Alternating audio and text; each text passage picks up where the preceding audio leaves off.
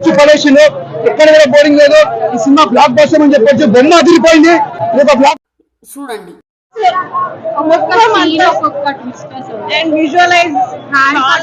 ఎందుకంటే ఆ అందానికి ఆ ఫేస్ కట్టుకు మనం ఇచ్చే వాల్యూ ఎంత అండి అది. లాస్ట్ ట్విస్ట్ అయితే ట్విస్ట్ కోసమే మూవీకి వెళ్ళలేము అన్న ఫీలింగ్ చాలా సినిమా ప్రతి ఒక్కరికి నచ్చింది. ఈ పండగ బోర్లో చాలా మంది యాక్టర్స్ అందరి యాక్టింగ్ చాలా బాగుంది. మ్యూజిక్ కానీ సాంగ్స్ కానీ మోస్ట్ ఎంటర్టైన్మెంట్ ఫీల్ అవుతున్నాడు. అసలు అన్ని చాలా బాగుంది. అర్థమైన వాళ్ళకి మాత్రం fix. Second time cartoon fix. And romance అయినా కామెడీ అయినా భయ్యా భర్త మహాశులకు విజ్ఞప్తి సినిమా అయితే పండగైతే రిలీజ్ అయింది భయ్యా. మరి హిట్ కొట్టాడా లేదా అంటే కొట్టినట్టే అనుకోవాలి భయ్యా. సేమ్ సినిమా వరస్ట్ అని ఏం చెప్పలేం భయ్యా. ఫ్యామిలీతో అయితే ఎంటర్టైన్మెంట్గా అయితే చూడొచ్చు. అంటే మీకు కొంచెం బెటర్ ఫీల్ అయితే బాగా అనిపిస్తుంది. అంటే రొట్ట కామెడీ అని ఏం చెప్పలేం కానీ పర్లేదు భయ్యా. మరి వరస్ట్ మధ్య ఏం చెప్పలేము. ఇది మాత్రం పక్క గ్యారంటీ. స్టోరీ ఉంది మీకు తెలిసిందే కదా భయ్యా.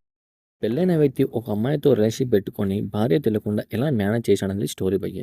రవితేజ గారి యాక్టింగ్, సునీల్, అశ్విన్, సత్య కామెడీ ఇవన్నీ కూడా వర్కౌట్ అయినాయి భయ్య.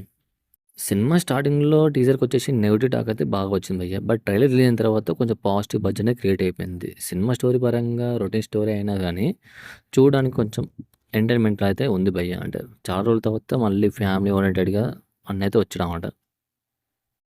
సినిమా స్టార్టింగ్ నుంచి ఎండ్ వరకు ఫన్ జనరేట్ అని చెప్పేసి డైరెక్టర్ అనుకున్నాను అనుకుంటా భయ్య. సో దాదాపు అయితే మీకు అదే కనిపిస్తుంది. సినిమాలో అక్కడ ఫైట్స్ ఉన్నా కూడా కొంచెం కామెడీ ఓరియంటెడ్ అయితే అనిపిస్తుంది భయ్య. మీకు అనిపించింది కామెడీ చెప్పండి.